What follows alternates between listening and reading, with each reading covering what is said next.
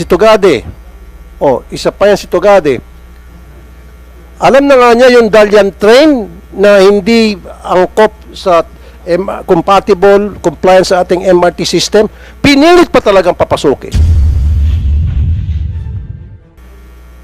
Yung pagdating ng delivery, alam niya na hindi magagamit, tinanggap pa rin. Kung di ba naman, Kengkoy? Di ba? And now, meron tayong 3.7 billion na trend dyan ngayon nakatenga sa MRT station na hindi nagagamit.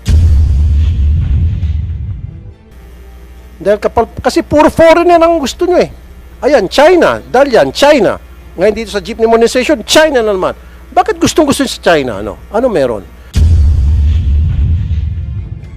Ang balito kasi yung China, mabilis daw magsuhol.